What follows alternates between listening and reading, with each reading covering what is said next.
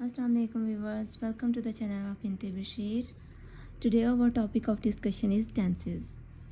जैसा कि आपको पता होगा कि बहुत से लोग जो होते हैं उन्हें इंग्लिश में ग्रामर में स्पेशली जो सबसे प्रॉब्लमेटिक चीज़ लगती है वो होते हैं टेंसेस। जिसकी वजह यह है कि जब बेस पढ़नी होती है बच्चों की तो उन्हें वो कायदे याद करवाए जाते हैं कि इस टेंस के लिए ये चीज़ आप याद कर लें, ये वाले पॉइंट्स याद कर लें, ठीक है।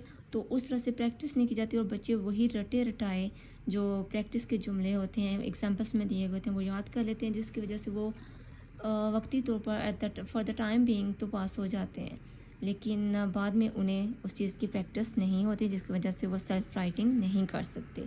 तो आते हैं अपने टॉपिक की तरफ।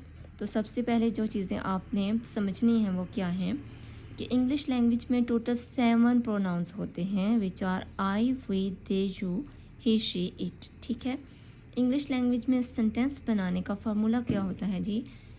Subject plus verb plus object. उसके बाद क्या है कि 7 प्रोनाउंस में से कोई भी एक या दो तीन ये जो प्रोनाउन है एज ए सब्जेक्ट जुमले में स्टार्ट में आ सकते हैं, या फिर कोई भी सिंगुलर या प्लूरल नेम्स हो सकते हैं, ठीक है। और सिंगुलर प्लूरल नेम्स किसके हो सकते हैं? Persons, places and things. उसके बाद जी क्या होता है, हर टेंस में हेल्पिंग वर्ब्स होते हैं, ठीक है, क्योंकि टेंस तभी बन सकता है जब उसमें हेल्पिंग वर्ब होगा, ठीक है। एक तो मेन वर्ब और दूसरा हेल्पिंग वर्ब।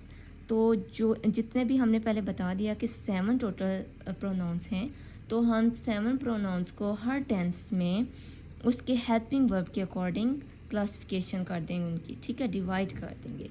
तो आते हैं हम सबसे पहले प्रेजेंट इंडेफिनिट टेंस की तरफ, ठीक है।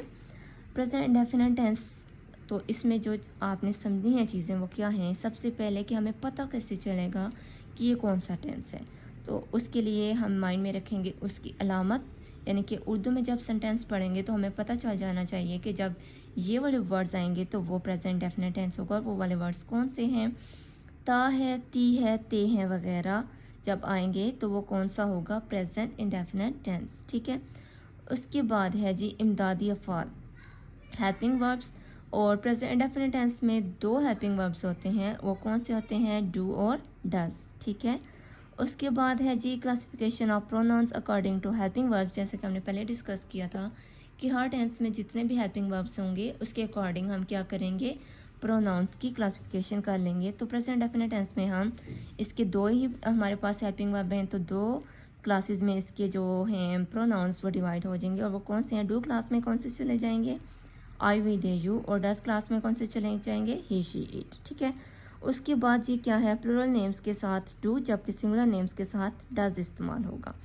उसके बाद ही, शीट के साथ फर्स्ट फॉर्म अब होगी वर्ब की फर्स्ट फॉर्म, तो उसके साथ हम क्या करेंगे? एस या एस का इजाफा करेंगे। लेकिन अगर ही शीट के साथ डज इस्तेमाल हुआ होगा जुमले में तो हम फिर एस या एस नहीं लगाएंगे, क्योंकि डू के साथ एस या एस पहले से लग चुका होगा। आई होप कि आपको सारे पॉइंट्स साथ साथ क्लियर हो रहे हैं।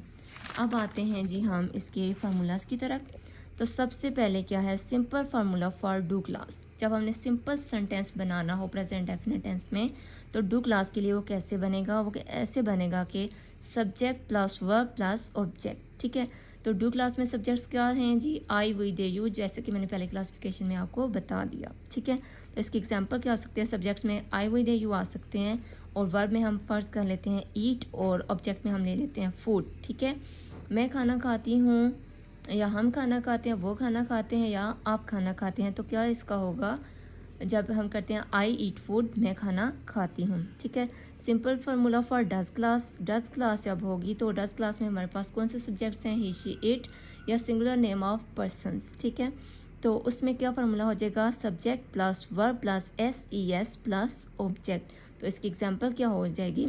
ही या she plus go plus S or E S to school. अगर हम कहते हैं वो स्कूल जाती है या वो स्कूल जाता है, तो इसकी इंग्लिश करने के लिए हमें he is going, he has gone, इस तरह से करने के बजाय हमें जस्ट फार्मूला पुट करना है S plus verb plus S और ई एस प्लस ऑब्जेक्ट, ठीक है। तो क्या बन जाएगा?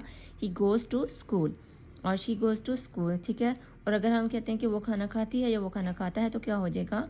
ही और शी ईट्स फूड, ठीक है।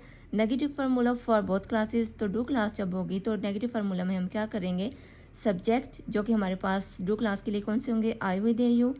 उसके बाद हम क्या पुट कर देंगे, plus do plus not plus verb plus object. ठीक है, फार्मूला आपने रट लेना है और फिर उसकी बहुत ज़्यादा प्रैक्टिस करनी है, क्योंकि प्रैक्टिस में एग्जाम है परफेक्ट। ठीक है, तो वही जो हमने सेंटेंस रखा था उसी को कंटिन्यू करेंगे। तो वो क्या बन जाएगा, पहले था दे ईट फूड, तो अब क्या हो जाएगा, they do not eat food. ठीक है, negative formula for does class. Does class में क्या हो जाएगा, डज क्लास में हो जाएगा subject plus does plus not plus verb plus object. और ये क्या हो जाएगा जी, सब्जेक्ट अगर है ही और she plus does plus not plus eat food. वो खाना नहीं खाती है, वो खाना नहीं खाता है, he does not eat food. अब लास्ट इसका पार्ट, इंटरोगेटिव पार्ट। ठीक है, interrogative formula for do class और डज क्लास, तो क्या हो जाएगा, डू को स्टार्ट में कर देंगे डू क्लास के लिए, फिर सब्जेक्ट, फिर वर्ब, फिर ऑब्जेक्ट, यानी कि do plus subject plus verb plus object. Example है इसकी, डू दे ईट फूड, क्या वो खाना खाते हैं। और अगर होगी हमारे पास डज क्लास, तो उसके लिए क्या फार्मूला हो जाएगा जी, does plus subject plus verb plus object. ठीक है, तो इसको जब हम वर्ड्स इसके लिए पुट करेंगे फार्मूला में, तो वो क्या हो जाएगा, डज शी ईट फूड। तो ये कौन सा फार्मूला को हमने इसमें अप्लाई किया है, does plus S plus verb plus object. S यहाँ पे किसके लिए स्टैंड कर रहा है, सब्जेक्ट लिए, does plus subject plus verb plus object. और इसको जब पुट करेंगे तो वो क्या हो जाएगा, डज शी ईट फूड। और इसके लिए आपने एक चीज़ और भी करनी है, वो क्या है कि आपने एंड पे इसके इंटरोगेटिव मार्क डालना है। ठीक है, क्वेश्चन मार्क डालना है। तो आई होप कि आपको समझ आ गया होगा। अब मिलेंगे नेक्स्ट वीडियो में और उसमें हम करेंगे प्रेजेंट कंटिन्यूस टेंस। अल्लाह हाफिज़।